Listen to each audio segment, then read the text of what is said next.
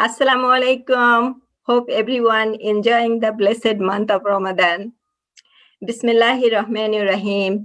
In the name of Allah, the most gracious, the most merciful. I am Dr. Shaukat Ara Rahman. I am a pediatrician at Ummah Community Clinic, and I am a Khatiba at Women Mosque of America. Thank you for joining me to learn about one of the most influential Muslim female figure in the history. I'm so honored today to talk about my role model, mother of the believers, Aisha radiallahu anha, on her death anniversary. She was the most beloved and youngest wife of Prophet Muhammad sallallahu alaihi wasallam and the daughter of Roman and the first Caliph Abu Bakr radiallahu anhu. And you also know she's the first child born in Islam. Growing up during the age of Jahiliyyah, the age of ignorance, where women were seen and treated as second class, Aisha radiallahu anha was called quick-witted, tart-tongued, assertive, daring, headstrong, and so on. But she is particularly known for her scholarship and confidence. She refused to be relegated to the background and insisted on being heard. In fact, she could not be ignored. If we look at the history of Islam, she is in the front and center, even leading the battle of 10,000 army, riding on her camel, called Battle of the Camel. She ended up losing the battle, but her involvement and determination was significant and revolutionary, which left lasting impression in the legacy of Aisha. Aisha radiallahu anhu had an important role in early Islamic history, both during Prophet Muhammad sallallahu alaihi wasallam and after his death. She was like a bridge between the time of the Prophet and the future of Islam. Aisha radiallahu anha was blessed with an astounding memory. She is portrayed as scholarly and inquisitive.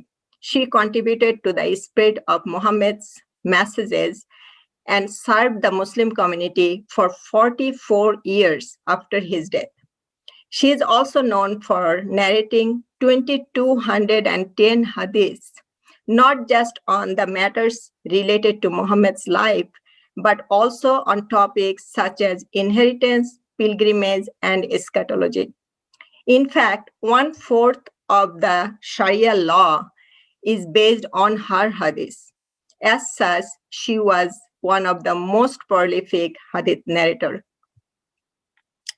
As the youngest, longest lived, and one with most detailed memory, she became the most prominent attributor and consultant regarding Muhammad's prayer and practices. Aisha radiallahu anha contributed her scholarly intellect to the development of Islam. She has vast knowledge on shares of inheritance, lawful and unlawful matters, poetry, Arabic literature, Arab history, genealogy, and general medicine. She was given the title Al-Siddiqa, meaning the one who affirms the truth. Aisha was known for her expertise in the Quran. She memorized and created her own tafsir, critical analysis of the Quran. Aisha was also considered to be the embodiment of proper rituals while partaking in the pilgrimage to Mecca, a journey she made with several groups of women. Her intellectual contributions regarding the verbal text of Islam were in time transcribed into written form, becoming the official history of Islam. She was a strong advocate for the education of women, especially in law and the teachings of Islam.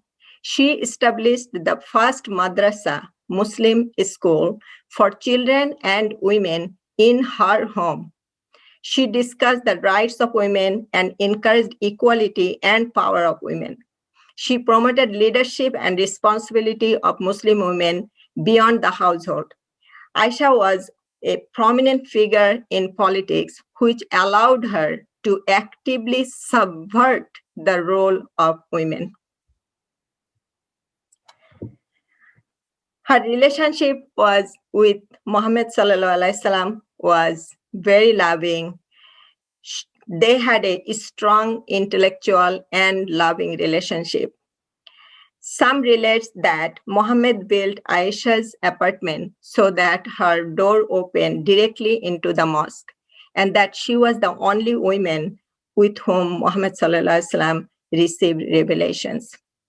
Muhammad, peace be upon him, valued her keen memory and intelligence, and so instructed his companions to draw some of their religious practices from Aisha.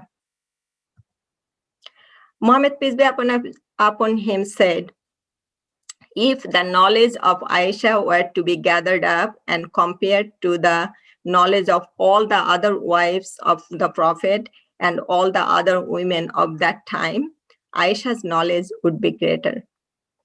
When Muhammad became ill and suspected that he was probably going to die, he remained in Aisha's apartment until his death.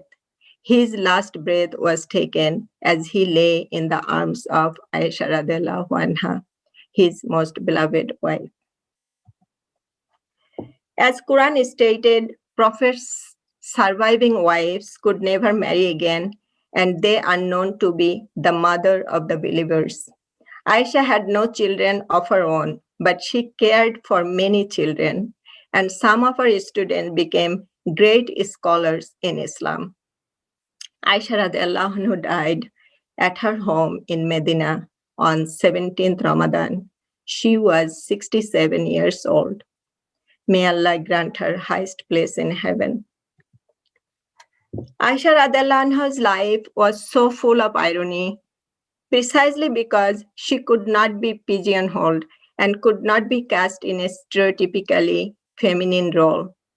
I love her dearly, and as a feminist in my heart, I have to admire her.